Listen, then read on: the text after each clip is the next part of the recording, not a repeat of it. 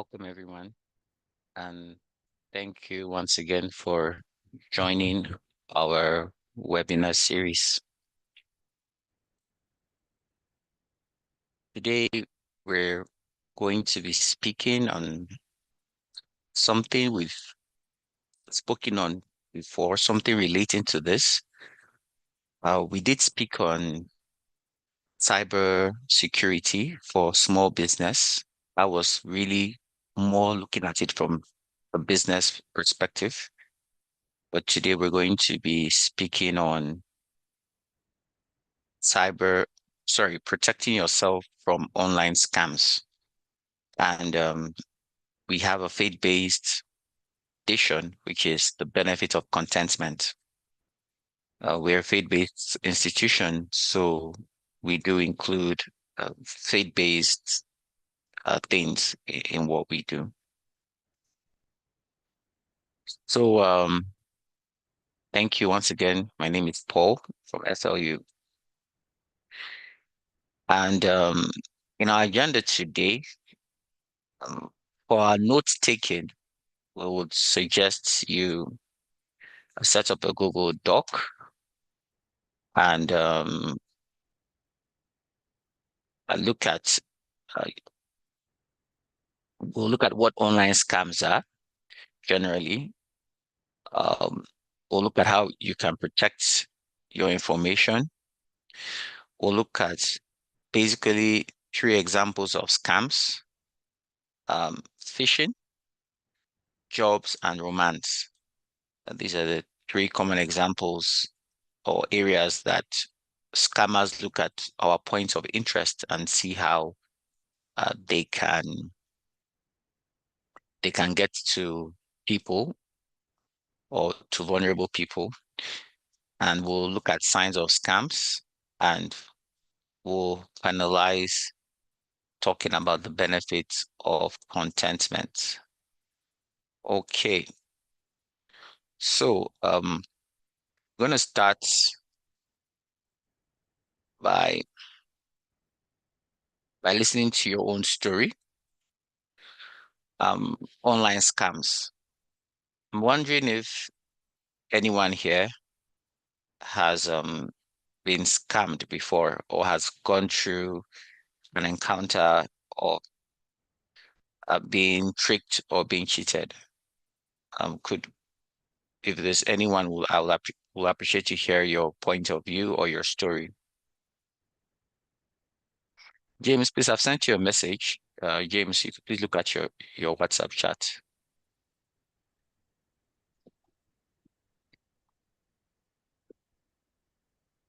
So is anybody, do we have a volunteer? Polo, yeah, anybody who has encountered a difficulty with a scam?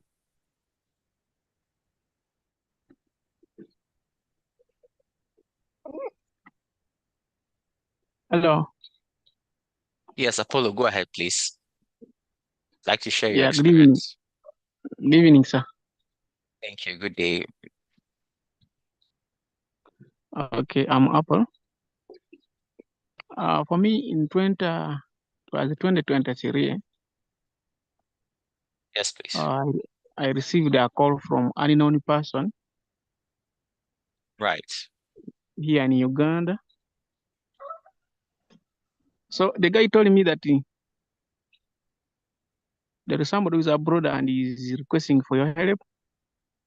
There is someone that is going to be deposited on your account. And when that money comes, you will be sending to the relatives in Isingiro. Isingiro is a district in Uganda. Mm. So I took it easy. I said, yeah, let me help the person. But then he told me, for you to go to the bank and withdraw this money, you need to deposit 300,000 Uganda currency on this line. He gave me the line via mobile money. I deposited, and that was all. The guy switched off. Right from him. Wow. That's how my money went. I'm sorry to hear that, Apollo. Exactly. Mm. So that's typical scamming principles of promising greater returns, of saying that it to access a greater amount of money, you should give this amount of money. And He shared to yeah, me the okay, he shared to me the particulars. He said, yes, yeah, that's the money that's going to be deposited on your account. It's money via what? So in fact, those the conning men, he challenged me a lot, and I didn't know that he was conning me. yes, But yes. later on, I left it to go.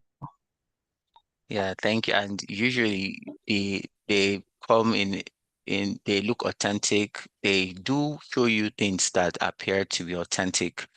But we'll see the signs. Sometimes when something is too good to be true, we usually say it's not usually true.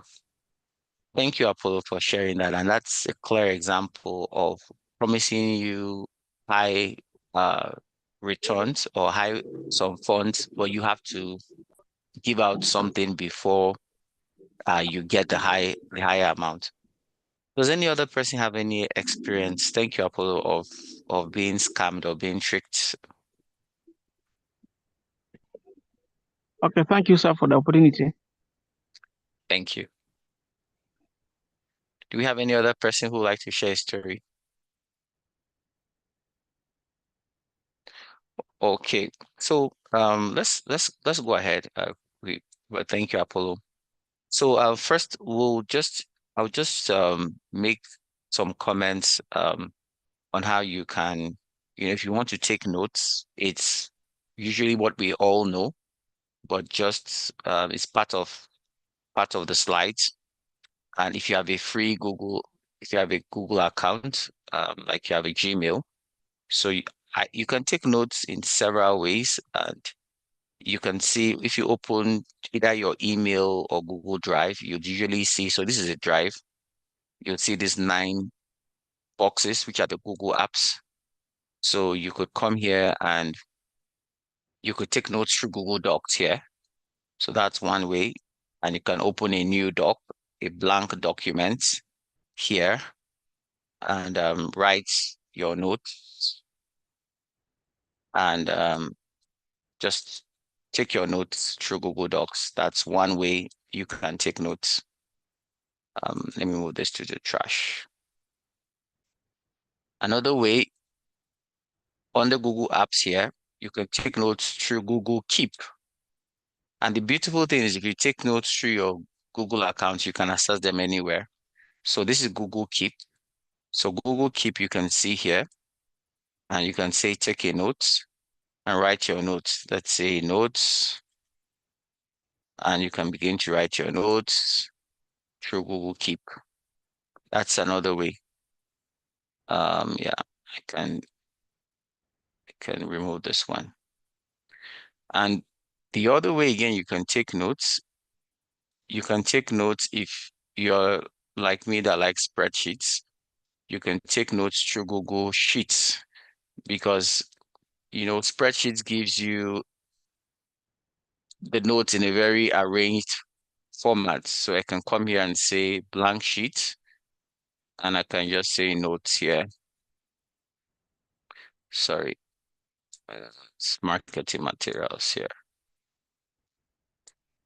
Yeah, I can just put notes here, and I can put my to-do lists, you know, and just take your notes, like, put your list. So these are all ways using Google.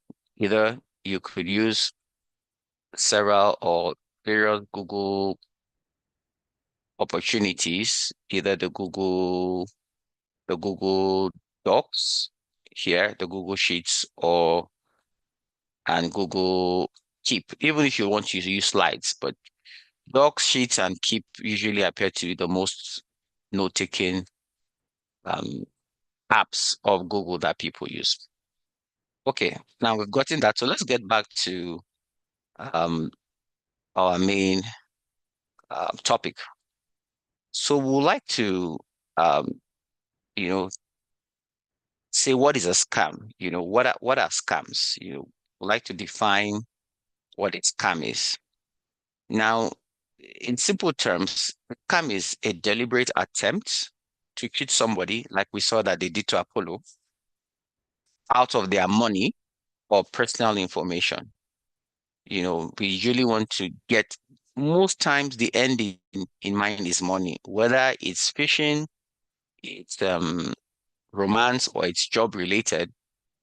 The end in mind usually is money. That's really the end in mind. It's most times it's money. Yeah, I mean, there could be other reasons, but they're usually secondary. So the end in mind is money, is to cheat people of their money, is to trick people or to deceive people to extract money from them. That's really what scams are. You know, they are an attempt to cheat people of their money. And if you look, says, what do scammers want? They really, really want money. But even if they're asking you for your password, your bank information, at the end, even if they want your personal information, the end in mind is usually money. And that's really, they want to create like familiarity with you, pretend to know you, or create a relationship with you, get you comfortable. But the end in mind is deception and is to try to trick you. And sometimes they already have some information about you and they leverage on that information. Like the person who called Apollo would have called like his familiar, maybe sometimes you go and you register in a new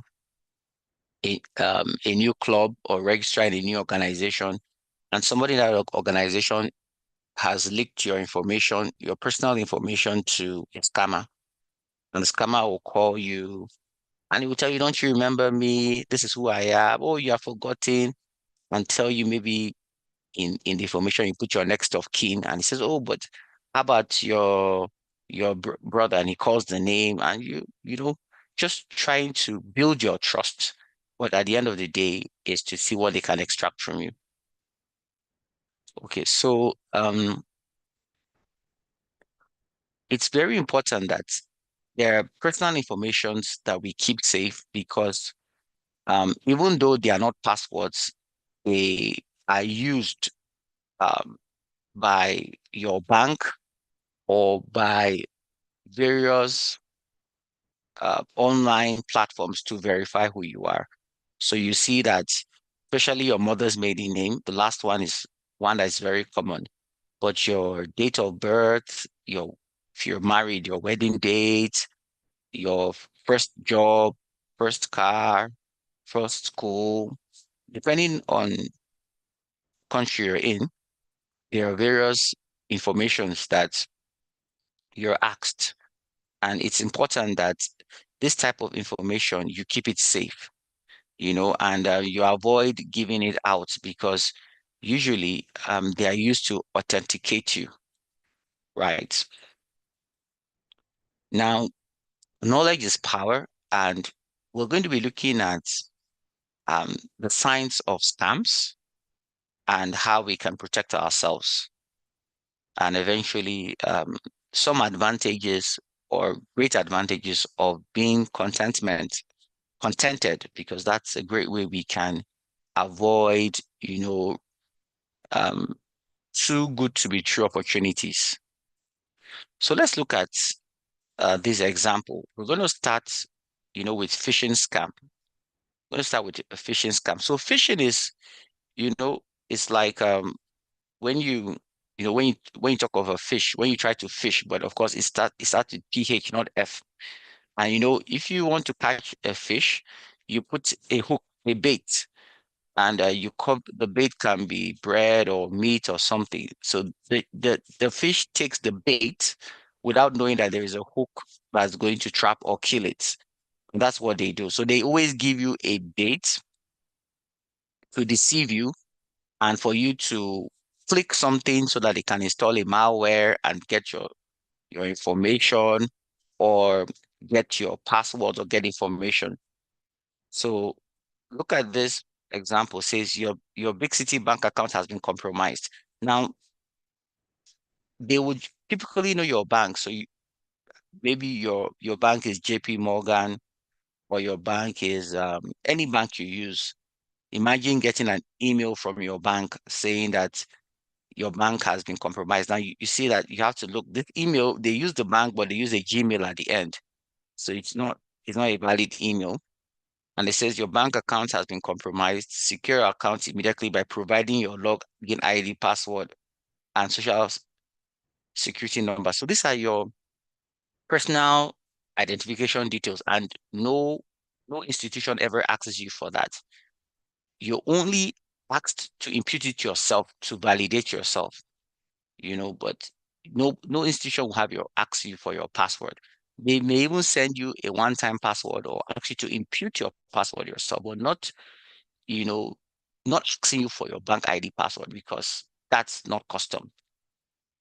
So this kind of thing, when you see it, you look at where the email is coming from to look at it. Let's if you like, let me open this Gmail, so you can see this particular email here. You can let me say show original source. Yeah, so you just try to show original source. Look at the whole length of the email, you know, look at where the email is coming from. It's just try to make sure you check to see what kind of email is being sent to you. In this case, you see it's a Gmail. It's not, even though it has your bank as the prefix, but it's not really the right email, and it's asking you for personal information, which is not appropriate. So, like we're saying, what have we noticed in this examples, in this particular example, if you look at the email, and I mean, it says the scammers impersonate a company or person. You see, email the internet ads, email internet ads, copies of websites. It's impersonating. It's not really your bank, and it just tries to replicate what your bank will send, but of course, asking you for wrong information. And it can ask you to click things which are harmful to you. And you see that it can be sent by emails or social media or even text messages. So be very careful anything you click, because there's malware uh, and computer programs that when you click them, you authorize them to into your computer or into your phone, and they can extract your data. So one has to be very careful when you avoid clicking anything, and always look at the source of the email. Many people don't even look at the source. Um, they just see that they their thoughts are, sorry, I'm trying to go back here. Let me go back here. Yes, so their thoughts that, okay, I just see the logo of the bank, I see the message. Well, you really need to look at the source. You really need to look at the source to see that it's really from a legitimate website, because they use many fake emails to send information to us. And the warning signs, you see, it could be asking you to respond quickly, limited time offer, someone needs help, and making someone act on emotions. So usually, like Polo, they try to tell him, okay, there's somebody you're going to help, or you're doing something good, or you've been chosen to do this, and they need your help. They try to to find a point of connection, or they've tried to put a sense of urgency, like in this case, to say, if you don't do it, you're going to lose out. And FOMO, fear of missing out, happens to many of us. So they'll say, oh, you're going to lose out if you don't do it. So one of the things in scamming is urgency. So if anybody is asking you for anything and is putting you under pressure, it's usually not a good sign. I'm not saying every pressure is wrong, but most times when you're under pressure or there's an urgency for you to do something, it could be a scam. Another warning sign of a phishing scam, apart from urgency, is attachments or links. So they'll ask you to click this link, or they'll ask you to open those attachments. And when you install a software in your computer, a normal software, let's say you want to install let's say um, Adobe PDF on your software, you're going to click. So the computer doesn't know if it's a malware or not. Maybe if you have an antivirus installed, it may warn you. But immediately you click things in your computer, that's an authorization. So when you click an attachment in an email or click a link, it could really be a dangerous authorization um, that can, install malware or harmful things into your computer. And those harmful things go and search all your files and can extract your passwords, can extract uh, your credit card or your bank details or any important information you put on your computer. Another warning sign is when you are requested for personal information. So a legitimate business would never ask you for your email login or personal information, because if a business is trustworthy, they'll ask you to sign into your account securely by yourself. Yeah. And that's very important. So you're not going to be asked to give your password. I mean, they can send you a one-time password to impute temporarily or maybe to validate you, but they're not going to be asking you to give your personal information, your password, or if they want to validate you, they may just ask maybe the last four digits of your card or the last four digits of your social insurance number or something. But usually they won't ask you for all your personal information because um, that can compromise, that information can be used by them. So they won't ask you, or they should. They need that you alone needs to know that information to protect you. So these are the signs that we have seen. I recall that the first sign was urgency, and that it will be urgent. The second sign we saw was links. Um, they would ask you to open links, and the third sign was the personal information for phishing. And the fourth sign here is usually they could threaten you. They try to scare you, to bully you or to threaten you. So if somebody is using a threatening tone to scare you or to tell you that this is going to happen if you don't pay by this, or you have to do it, or they get upset, it's just an emotional thing to put you under pressure. So that's another sign. If somebody's calling you, maybe somebody's calling you and appearing to be good, and you are telling the person to be patient with you and that you need some time. Maybe you are not even sure if the person is legit or not. But the moment the person starts to threaten you and put you under pressure, it's an indication that that could be a scam. So what do you do and how do you respond to phishing? You could just ignore it, very easy, and not respond. And do not click any attachments, and you can report it. So if you see in my email here, and when you open an email, like this is a Gmail, but in many emails, you see more and you can see report phishing. So I can block an email if I think an email is not from a right source. Maybe I just want to block it because I don't want to receive it. But if it is soliciting information from me and is deceptive, I can report phishing, because if I report phishing, it helps my email provider to block for other users. It means that other users that could have been receiving that email can be blocked from the network. So it's a good thing to report it.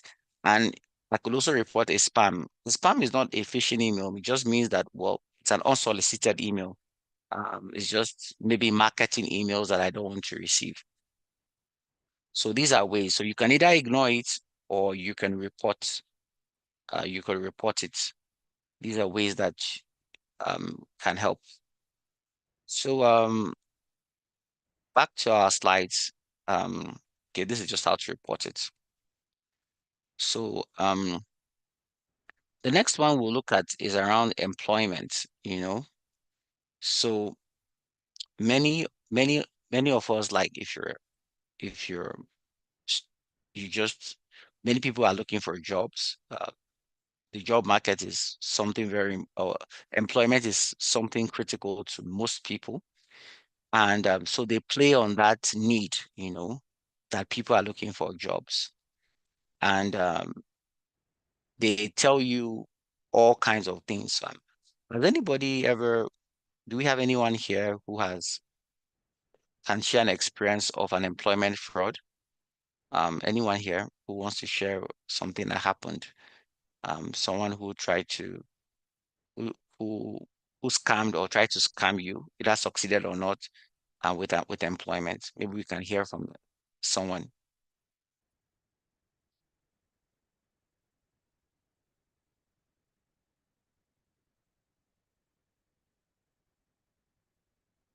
Do we have anybody who has an example of an employment fraud? Okay, let's go ahead. Okay, I see somebody, Joseph, saying there was a time scammers called me pretending to be a customer service agent from Safaricom, a major phone provider from Kenya, who also operates M-Pesa, a mobile money transfer service, and also includes mobile banking. The strange thing, these people had all my details. The only good thing the thing they were not using the official number of the organization. I blocked and I reported the number, but one thing is clear. They had inside information. If they successfully dupe you into helping them to swap your SIM card, they would steal money from your M-Pesa and connected organizations. Thank you. Yes, absolutely. So in Joseph's case, scammers have information because sometimes um, bankers or organizations, you know, partner with they give insight. I mean, some employees of credible organizations partner with bankers, bank partner with scammers, sorry. So if they had all Joseph's information, maybe when Joseph went to register his open his bank account or register his phone and they got some of his information, sometimes these people can leak it to scammers. And like you said, the only thing that was suspicious for him was that the source. He looked at the number that was calling him. So you need to look at the source, either the email or the phone number, and say, no, this source, even though the person knows who I am, but the source doesn't look right. And the rule of thumb for me is to never give out money. You know, whatever anybody tells you, fine. But the moment they begin to ask you for money or solicit money or ask you for more information, then it's a red flag. So you have to be very, very careful of what you say and how you respond. Okay, so in this case of a dream job, uh, this person is being this employment uh, offer is 5 to 10,000 per day, work from home. Choose your own schedule. Now, even in any country in the world, in any country in the world, $5 to $10,000 a day, not a month, not a year. It's it's it's unlikely. It's too good to be true. So make money as an undercover shopper. 15 hours a week, ticket plus bonuses, no interview. And look at the email again. The email is a Gmail. It's not a professional organization. It's a Gmail. So like we said, okay, let's go back to the slide. So what do we notice? Um, what do we notice that's wrong? And somebody, oh, I have Joseph. Okay, so sorry, Joseph has his hand up. Okay, Joseph, go ahead. Indula, yeah, go ahead, please. Yes, about jobs. Yes, I usually look for freelance jobs on remote sites like remotejobs.com, or even right. even Upwork or those remote sites where maybe you can be able to find freelance jobs. Now you might find that Right. someone is offering you a job, a very simple job, like Right. converting PDF documents to Word. And this guy is Right. offering to pay you maybe even $20 For a very simple per job, page. but per A conversion. very simple Yes. job, even per page, $20 per page. So you find that Wow. a very simple job is around $3,000. But the one thing is clear. Now, when they want to pay you, now they tell you that you are supposed to pay some money, like $30, so that you can be able to process maybe $2,000. So that's Right. how that. If you're not keen and you're greedy, you can easily fall into their traps. Right. I've really met such people on when I'm looking for freelance jobs, and usually you find that a very simple job, a lot of money. So you wonder how is it possible? Like something like converting PDF to Word is something they can just do online in seconds. Right. And Uh, why should you be receiving $20 to do not even per document, but per page? Per Wow. page. So they give you like 50 pages, something that you can do within 10 minutes. And they're now paying you $3,000 or $2,000. Now, and then they are very clever. They usually take you from the site. They take you to something like Telegram there. So you start communicating with them in Telegram. They tell you that you're supposed to pay some processing fee so that you can be able to get your money. Like something small like $30. They're very clever. They know that if they get some 10 people who are paying or 100 people are paying $30 each, they can be able to make Yes. money. And if you see how your story correlates with Apollo's story is they always offer you big money, but you have to put in some money first. That's a typical scammers style. So I think the big red flag is you shouldn't give out any money to get money. If somebody is offering you employment, the employee should pay you. And if let's even assume there's a processing fee of $100 for you to get $2,000. The logical thing is that you owe me $2,000 for my work. Why can't you take out of that $2,000 and remove $100 for what you want to process and give me my balance of 1,900? So you can, if it was a legit organization, they would say, you know what, okay, we could pay you 2,000, but because of the processing fee or because of whatever we're going to do, we are not going to pay you the full amount. That's that's what it would be expected. But for you to say, oh, pay me $100, so I will pay you $2,000, that's certainly a scam, it's a fraud. And the incentive that they dangle or the carrots that they dangle is, oh, you're going to get more money, but you have to give us this amount to get more money. So that's a typical, and it's typical, and they play on two things: arrogant, ignorance, and greed. They play on those two human thoughts. Either the people ignorant, they're naive, or they are greedy. So, oh, I'm going to make money, and really, really, there is no magical money to be made. If it's too good to be true, it's not true. Okay, thank you for that, Joseph. I don't know if anybody has any further Yeah. thoughts. Okay, Oh, yes, this is Reverend Robert James. Yes, go Liberia. ahead. How you doing today? I'm well, and So how are let me you? let me Yeah, let me just give you one practical experience that we have that is very popular in Liberia. In right, Liberia, we have this scam, and it was discovered that this scam is from the prison compound in Monrovia. Because the prisoners right, are in a prison compound and they do nothing the entire day, so they create new ideas for themselves. So what they would do, they will call right. you. I don't know where they would get your number from. They call you by name, call your number. So maybe there's somebody in a telephone company that are giving them the information.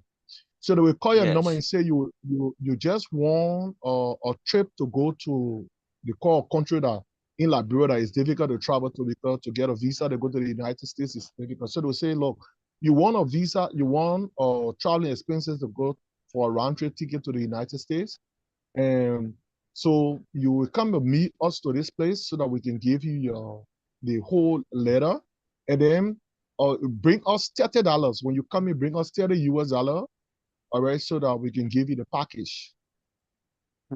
So a lot of times they trick people on that, but a lot of people are trying to cover from there.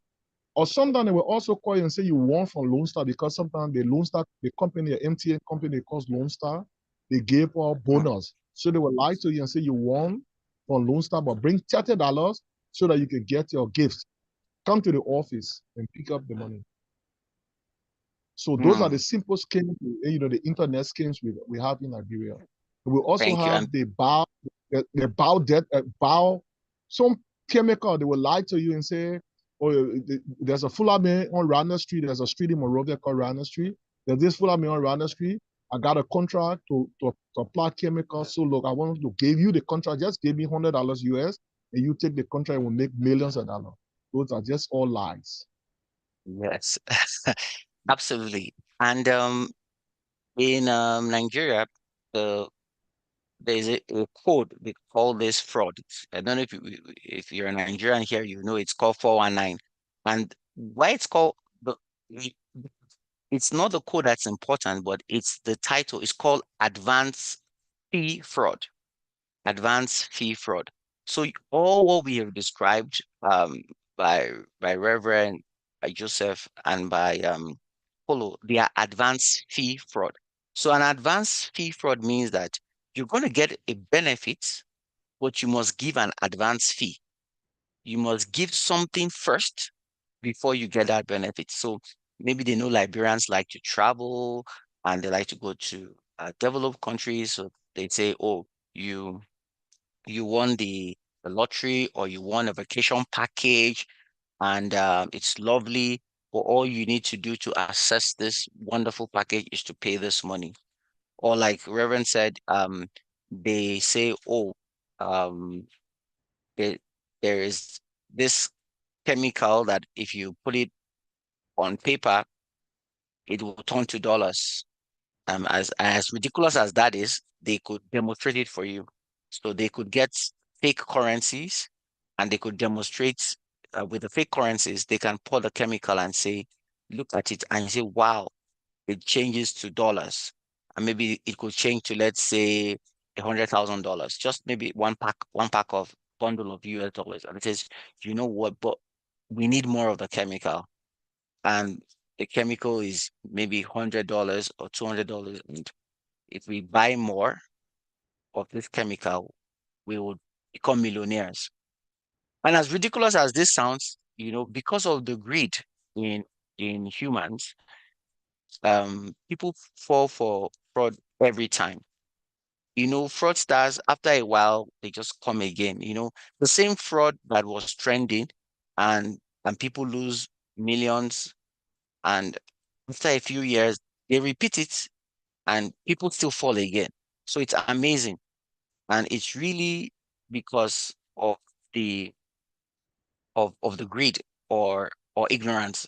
Not always greed. Sometimes people are ignorant, they're not greedy, but they just don't know. And that's why it's important. So thank you for those contributions. So from this particular one, if anything is too good to be true, because if somebody can really make millions of dollars, why would he come and meet you for $100?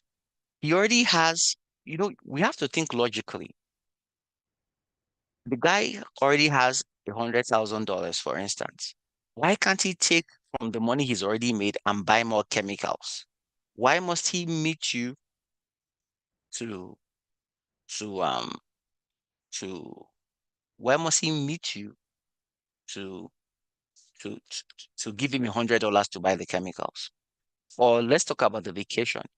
Somebody the vacation is typically, let's say, uh, $5,000, maybe from Liberia, let's say, to the United States, air tickets, hotels, feeding, and other logistics.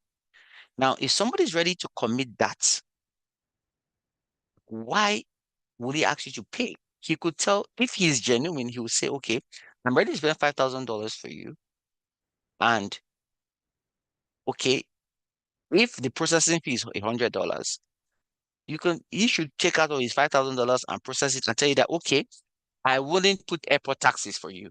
You have to take care of your airport taxes because I need to take out of my budget. He will do a deduction, but that's why it's called the advance fee fraud, because they are offering you they're asking you to put an advance fee to access a greater amount of money. And that's very typical um, in many developing countries. Developed countries may not be that much. They might have more romantic stamps. But in developing countries, because there is a desire for financial resources, and the rate of poverty is is higher, and because of that, people come up with very great incentives, or you must pay an advance fee. Okay, let's go ahead, and thank you for those suggestions. So look at some of the uh, the employment scams, some things to note. They offer jobs that seem to be too good to be true. Like I think Joseph said, he does freelancing. So if you're a freelancer and like Joseph was saying, he asks you, um, they're going to pay you $20 to convert. And you and I know that there's no big deal in converting a page to PDF. In fact, it's a no-brainer. And there are even apps today that you can mass convert it. So they can just go and buy an app. They don't even need you to do it. You can convert thousands of pages in minutes or in seconds. So if it's too good to be true, it's not true. Then if any job hires you without a screening process, no true job, no true job will give you an employment without diligent screening and interviews. Do you know why? Because there are millions of people looking for employment. So if it's not like your family company or like your friend who knows you, who is doing you a favor to employ you, if it's somebody who doesn't know you, it's totally unlikely that somebody who doesn't know you will give you a job without a thorough interview, because there are so many candidates and jobs are very competitive to get. So if you are being offered a job and say no experience, no screening, no interview, that's a red flag. That job is not for real. Then if the job says you start as soon as you apply, it's also a red flag, because every good job will do some background checks on you. They'll ask for references. They will check your educational qualifications to make sure that you are legit. They, and there's a process. The company has a process. It will go through the the company's HR. It, it's an it's going to go through. They can't just sign you the same day. It's just totally unlikely. Then look at this last point. The advance fee fraud we spoke about is, how can you be the one to pay your employer? On what basis? You can't be the one to pay your employer. Somebody is giving you a job and you're the one paying him. That's just a red flag. And like I said, if there's any processing legitimate, which is not likely, but let's say there's any legitimate processing fee or any kind of fee, then your employer should deduct it and pay you the balance. So you cannot be owing me 2,000 and telling me I should pay you 100 to get 2,000. No, you should pay me the balance of 2,000 minus 100, 1,900. That would be the logical thing. So those are things we should be mindful of. Okay, so this, just to reiterate what we said, if it's too good to be true, we should be cautious. If we are being requested for payment, so no matter what, never pay anybody ahead. That's just the red flag. The advance fee fraud is never pay anyone ahead. Don't pay anyone ahead. And if there are typos, sometimes because they are not, they're just desperate people. So you'd see that letters are not written professionally, or there are typographical errors, or it's from a Gmail account or an unsolicited number. So these are the things we need to be careful. So what should you do if you have an employment scam? You can try to search online for the company or the name. Like do an online search. Just go to Google, just go to Google here and look for the person's name and type the person's name and see if the person is legit. You know, um, don't pay anybody anything ahead for whatever reason. Once it's employment is a source of income, not a source to give income out. It's a source to receive income. So your rule of the thumb is I should never pay money ahead to get money. Because it's only an investment you invest money to get money. If it's an investment, maybe it's a business investment or you're in the stock market or you're doing real estate, it's different. But for an employment, the rule of the thumb is on no circumstances should you pay someone. I did know somebody did tell me that they they I had somebody who was a personal assistant working with me, and I was at that time I was heading a government agency. So he he went and he was collecting money from people that these people didn't tell me, but that I was going to give them employment. And they trusted him because he was my personal assistant. So they thought it was coming from me, and he was collecting money from people that I was going to employ them. And one of them reached out to me and said, "Sir, I've been waiting for the employment. I said, "What employment are you talking about? I'm not doing anything about any employment." And the government has even there was an embargo on employment. So I said, you very well know the government has put an embargo on employment, and I don't have the power to employ people without the authorization of the governor. And he said, "But we collected his money. If we knew there was an embargo, why do we collect his money?" I said, "Well, I don't know what he's talking about." But I now investigated, and a lot of complaints came out, and I had to personally refund all of the money that the PA, and of course, I had to, terminate the appointment of that PA. But what happened and why they believed is that my PA used a legitimate source, which was me, because they trusted me that if I say I will do something, I'll do it. But the problem was that the red flag was that even if it is me, why should I ask for money in advance to help them if it is legitimate?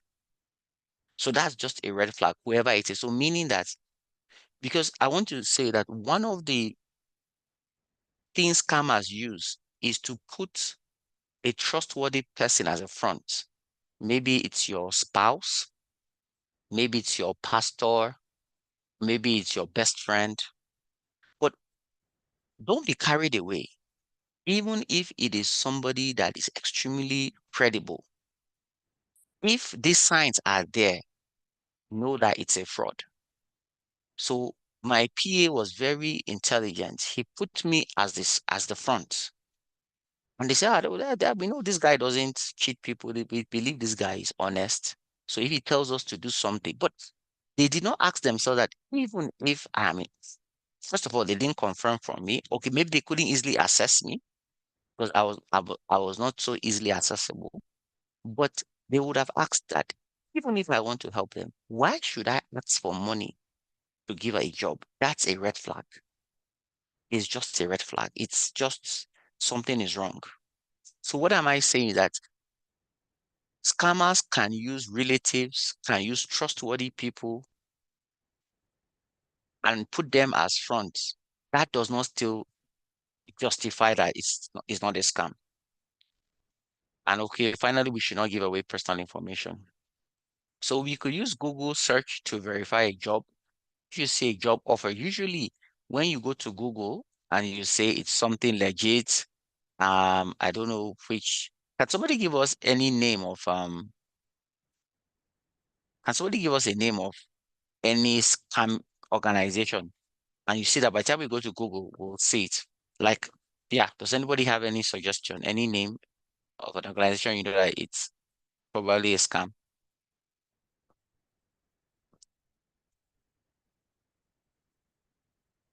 Okay, so there was this one I I called Debit Direct Scam Scandal Canada. So if you just put it, you see the AI said a debit direct scam is an investment fraud scheme where victims are led to believe they will receive royalties on purchases made on point of scales, debit terminals, which are often non-existent. In Canada, the Ontario Provincial Police conducted a large-scale investigation into this scam.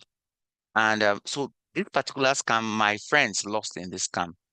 And it said it was 56 million of losses. So I actually know this scam because I had a lot of friends who lost in this scam. So usually, and you can see when you go online, you see Debit Direct Canada franchise. This is the second time I lost money. You see, this is somebody speaking. This is red flags. So Google is a powerful search engine and can pull information about any topic. So I would encourage you just to Google anything you're not sure of. If it's an employment, if it's an opportunity, you know.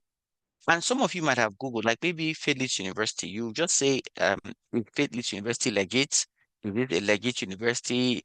Is it because yeah, sometimes you want to go to a school and you're wondering if that's it.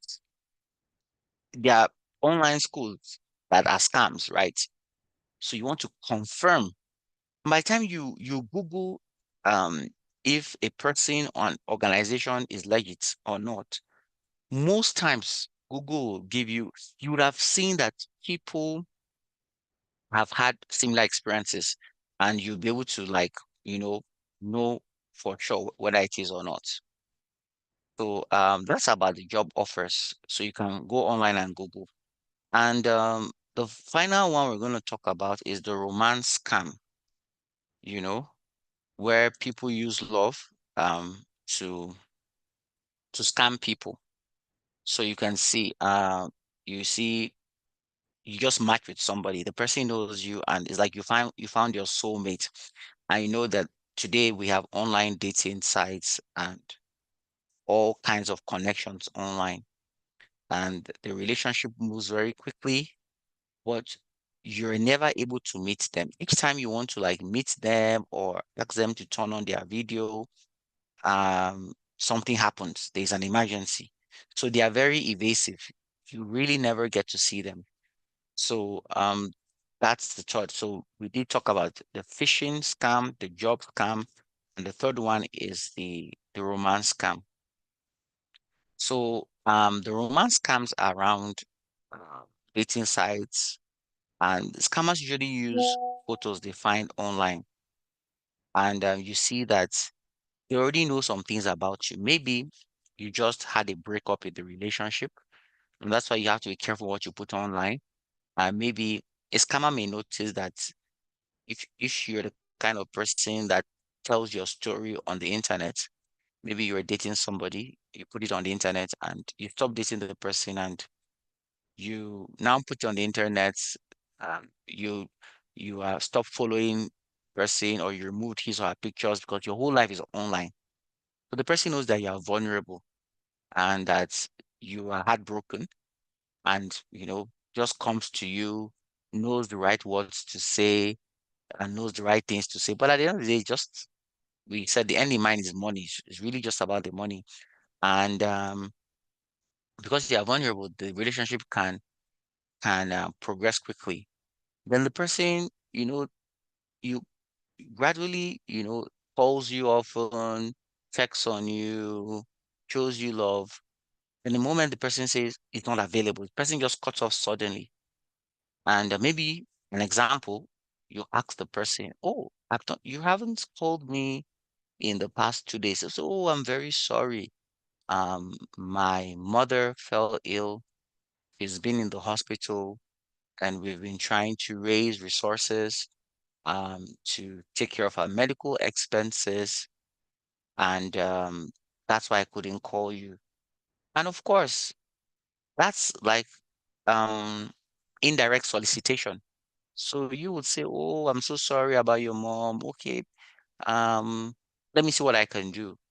I'll try and send you some funds." Or if you don't if the person sees you're not saying that, he or she will tell you, "I really need funds, I really need funds." He may not ask you directly, just say, "I really, really need funds, and I really hope I can get funds." And you may say, "Okay, well, I have some savings, can send you some savings, or I can loan you." And say, "Oh, sure." So, but at the end of the day, if there is true love and money is being solicited indirectly or directly, then you can be sure it's not for love.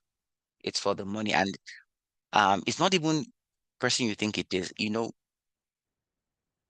It could even be the opposite gender. Let's say you're a lady, you're a man, and you think you're talking to a lady. It could even be a man, because with technology and AI, you can clone your voice, you can clone your face. There's so much you can do to deceive people today.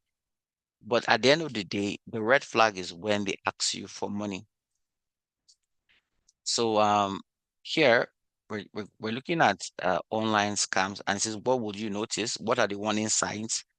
Um, it's too good to, I mean, generally, scams, sorry, not just online, too good to be true, urgency, and request for payment.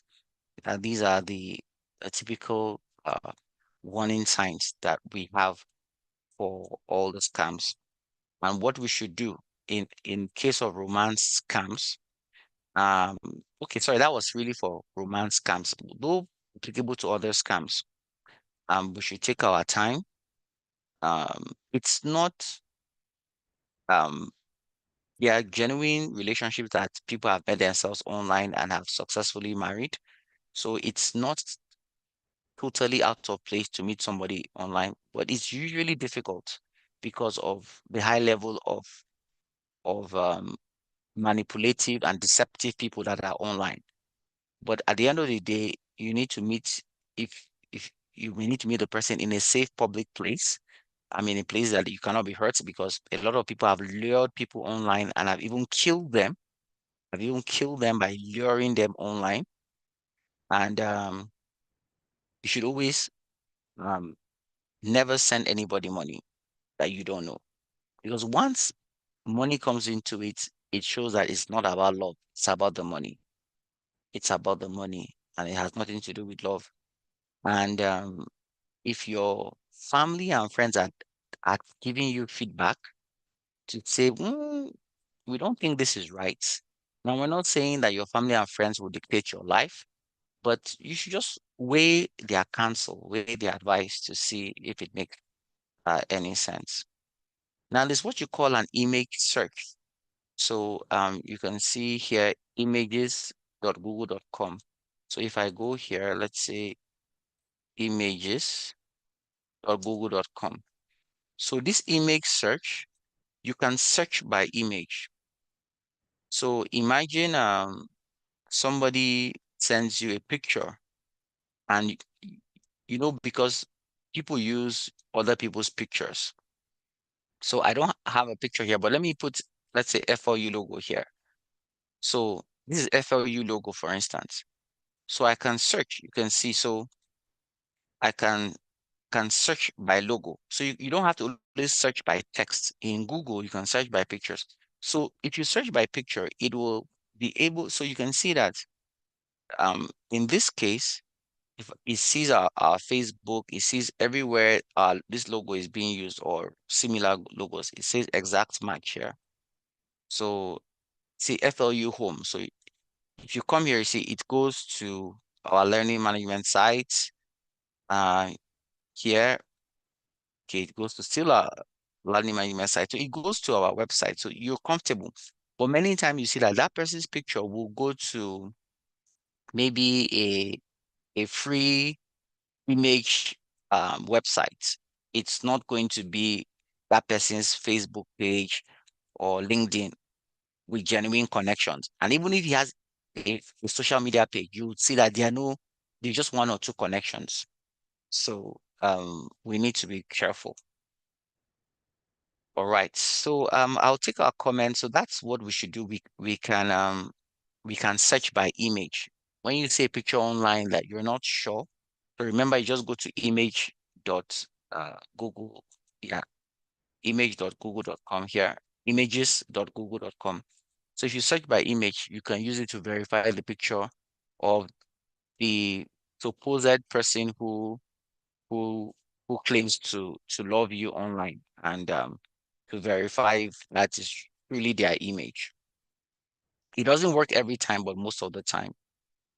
So generally, as we're rounding up, um, when it comes to scams, if it's too good to be true, we should know that it's most likely not true. If it's urgent, we should be careful. If there are links to attachments, and if there's request for personal information. And if they're requesting for money, if there are typos, and if there are threats, these are all red flags um, for online scams. And so that's basically uh, our thoughts. And of course, you can, like I did say, you can use your Google Doc, Google Keep, or Google Sheets to keep your notes. But I just wanted to just put a faith-based dimension to it as we round up and we take our comments. Is it's taken from scriptures. It says, "Godliness with contentment is great gain." Um, this I know we've heard of this Ponzi scheme. Ponzi scheme. So Ponzi is actually somebody's name, and the man's name is called Charles Ponzi. So Charles Ponzi was an Italian immigrant. He came to the United States in the 1900s. He was pursuing the American dream. He started off with humble jobs and big ambitions, which is what the American dream is all about. So in 1919, uh, Fonzie discovered that he could make some money by using stamps, international postal reply coupons, but they're just stamps. So what he does is that you buy these stamps in one country and you sell them in another country for a profit. So that was the Ponzi's original scheme, or Ponzi. What Ponzi was doing was a legitimate business and was not Ponzi, was not fraudulent, but it was not as profitable and as scalable as he claimed. So what happened to Charles Ponzi was greed. He was actually doing a business, but at a point in time, he became greedy. So he now started promising people 50% profit in 45 days. Remember, too good to be true. Or 100%, you will double your money from selling stamps. So what is the logic? What is the economic logic behind that? So at the height of his success in 1920s, Ponzi was making over $250,000 a day. So what was he doing? He wasn't really doing the stamp business or the postal order business. Is that if you invested earlier, he would he would pay earlier investors with the money from new ones. So when you invest in him, as new people are coming and you want to double your money, so because there was cash flow, it was so good to be true, too good to be true. So people were just investing and investing. So he was paying the old people with the money from the new people. That was just what he was doing. And he had staff, he had offices, but definitely it was not just likely. It couldn't just happen. What is about stamps? How much are stamps where you could be making this type of money? But again, he gained the trust of people and he was a very confident man. So at the end of the day, sorry, in 1920, the journalists people and the government started investigating, and what they found out that there were not enough. If they put all the IRCs, those stamps, those postal orders in the whole world, they were not up to the money that he was making. So there was no economic logic behind what he was doing. So if somebody tells you that you could sell wood, or you could sell palm oil, or you could sell shea butter, or you could sell clothing and make millions, you ask yourself, what is the economic logic? Those things are not that profitable. They could be profitable, but they're not that profitable. So at the end of the day, Ponzi had taken in millions of dollars and spent much of it on himself out of greed. Of course, he was arrested, spent 5 years in prison. He was eventually deported. He spent more years after the 5 years, eventually deported. And most unfortunately, when you say the Ponzi scheme, he left an evil legacy. But I want to say that he didn't start off uh, by deliberately wanting, or most evidence doesn't show he started off by deliberately wanting to deceive people. But when he saw how people trusted him, he got greedy, and he it eventually destroyed him. It did not end well. And this brings us back to some things I like us to consider, that in life, no one has everything they want. So the world's richest man is Elon Musk, but he doesn't even have a marriage. He's estranged with his father. Elon Musk doesn't have a good relationship with his own father. He doesn't have enough sleep, enough time for himself. So nobody has everything they want. So just realize that you're not the only one that doesn't have everything um that you want. As I speak to you, I don't have everything I want in life. But even if we don't have everything we want, we do have some things. And we should look at those things we have and be grateful and be contented with them. So if you look at that scripture in First Timothy 6:6, it says that um okay, so let me start by saying money is gain. I want to put a logic here that money is gain, but godliness and contentment, they are not just gain, they are great gain. So we think that money is always the gain, but no. If you're godly and you're contentment, the same gain that money has, in fact, you have a greater gain, because people who are not contented and love money always get themselves pierced and destroyed, like we saw with Charles Ponzi at the end. And so to be godly means, to be like God, to obey his word, and to be contentment means to be grateful to what for what you already have. So you may not have everything, but what you have is important. I recall when I couldn't walk because I had a strained, my meniscus in my knee was strained, and I was using, crutches or aids or a walking stick. And for the first time, when I saw people walk, I never noticed people walking. But when I couldn't walk, I started noticing that, oh, wow. So this person could walk. And I started appreciating the gift of walking. It was when I lost it that I knew the value of it. But if somebody told me, oh, be thankful that you can walk, I wouldn't have understood. So if you are here, you have good health, you have sight, you have smell, you have taste, you can walk, you can talk. There are some people that don't have those things, as ordinary as they may be. And if we live our hearts and our lives with that sense of contentment, it's greater gain than even money itself. Because money is just a means, it's not an end. If you get it, it's to get something else, and it's never satisfying. So I just wanted to tell us, to share those thoughts with us. Okay, so basically, um, recap, we can take our notes from Google Docs, Google Keep, or um, Google Sheets. We talked about online scams, about, you know, attempts of trying to trick people um, to get their money or personal informations. We talked about the kinds of scams, phishing scams, like when you fish, trying to give you a bait to get information from you, job-related scams or romance-related scams, because they know that these are things people want. And we talk about all those various signs of scams, in terms of putting a link, urgency, threat, too good to be true. And we talked about the benefits of contentment. So like usual, when we send you the slides, the video, we'll send you the handouts so that you can have it for review. All right. So thank you for your time. And do we have any questions, comments, contributions before we round up? Oh, sorry, somebody. Oh, you said Tiki Fish, the bank details. Okay, Keystone Bank claimed to be a fish farmer. Okay, sorry, I didn't see that. But let me check that, Eunice. You did have. I didn't see that you had dropped that on the chat. Let me say Tiki Fish.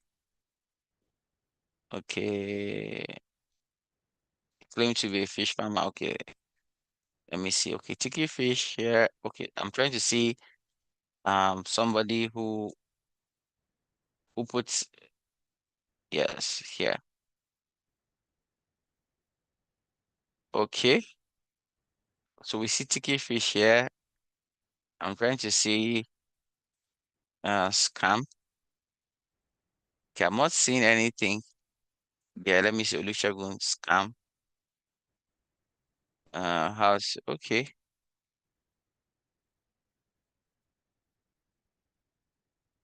Okay. So for this particular person, nobody has really reported it, yes, on Google. Tiki Fish. So yeah, it may be possible, but uh okay, look at it here. Okay, somebody has it. Tiki Fish Farm and Smokehouse. Beware of scams. Tiki Fish is about a It's a scam page. scam. It's a scam. Yeah. You see? Yeah. Beware of scam. That's the picture you should. So that's the point. It's just for us as much as possible to Google out things, anything we see that we're not sure of. Most likely somebody would have reported it on Google or you look at your Truecaller. I don't know the phone app you have. If you install Truecaller, many times Truecaller will tell you it's a suspicious number or suspected uh, scam, or something like that. So always do, and many of these due diligence are free. Just try and Google things, Google people, because people will usually report it and the internet will take it out, especially people who have been hurt. Okay, thank you, Eunice, for that. Do we have any question or comment again before we round up?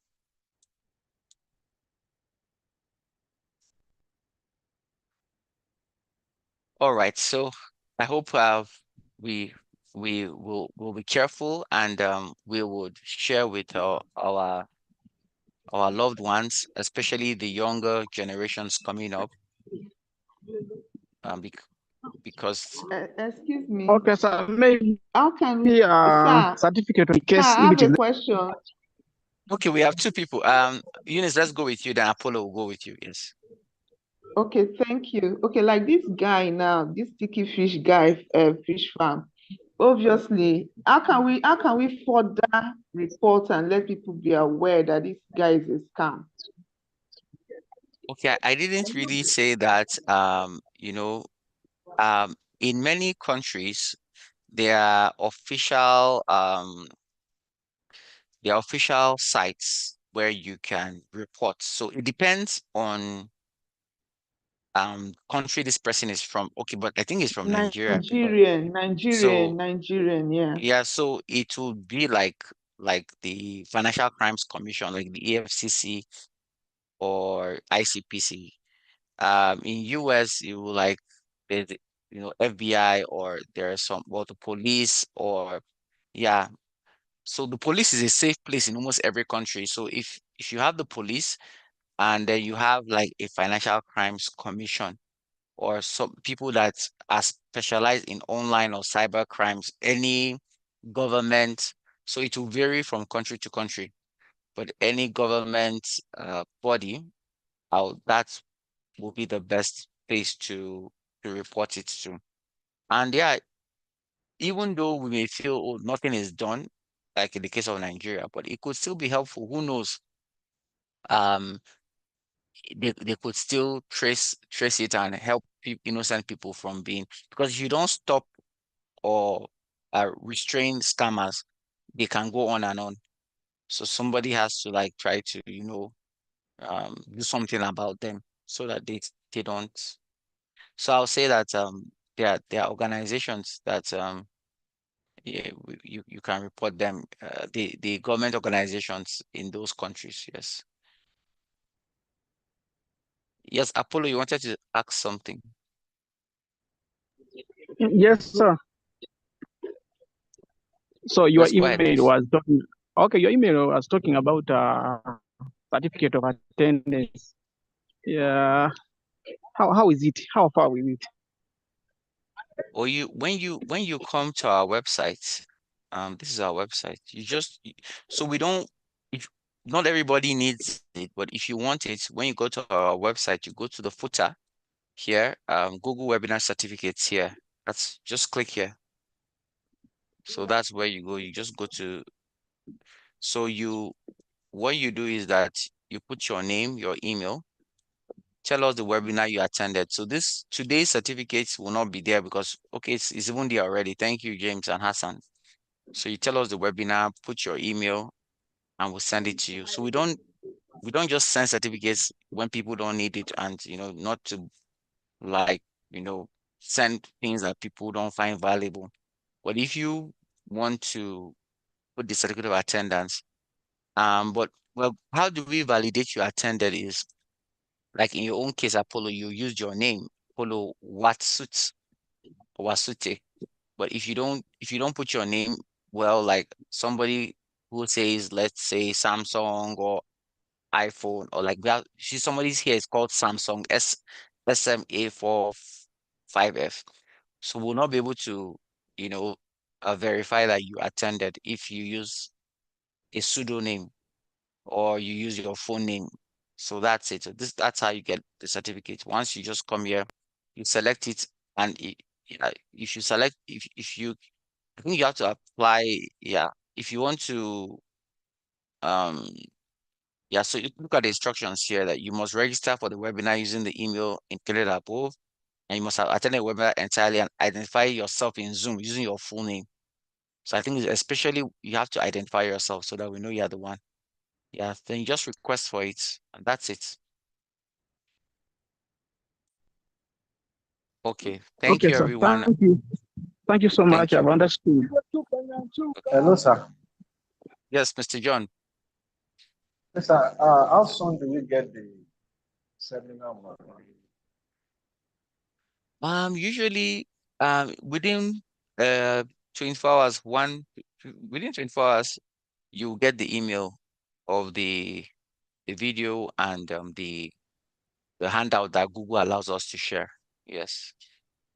Okay. It doesn't usually take long.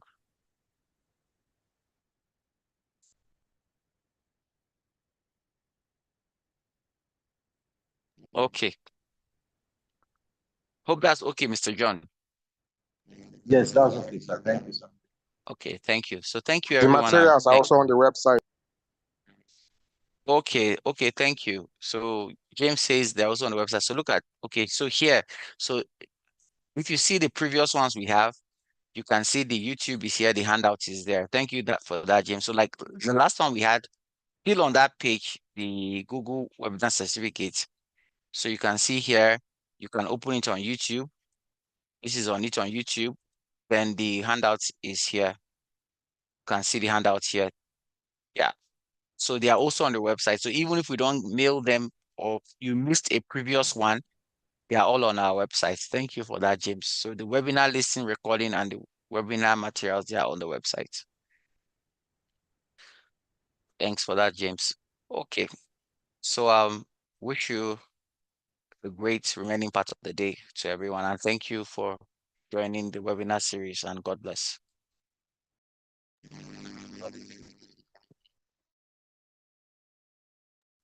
Thank you Okay, so sir. much Thank you for for your time.